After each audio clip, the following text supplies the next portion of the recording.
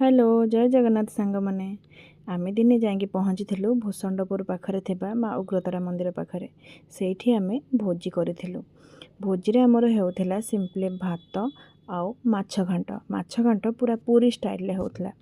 नना कहले ए माछ घांटर ना है माछ आंबिल कहीं ता ना माछ आंबिल है मुझे पर कहूँ माछ घांट बहुत सुंदर माने टेस्टी होता।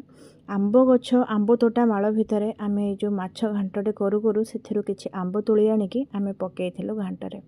ये जो पणस गछ देखुं से पणस कठा भी काटिलु नाई मो मिछ कहले आम घर नहीं पणस से पकईलु।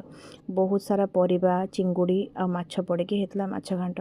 ये देखु सालाड पोड़ा बैगणर चकटा आउ किछि कटा आंब आम ता सहित खाइलु। ये भी जड़े भाई आमर जाकि तोली आनी फ्रेश आंब आंब तोटा मालू। ये रंजित कौन कला ना पूरी स्टाइल रे सालाड रे किछि पकईला चीनी टिके मीठा मीठा लगे बोली अवश्य भल लगुला।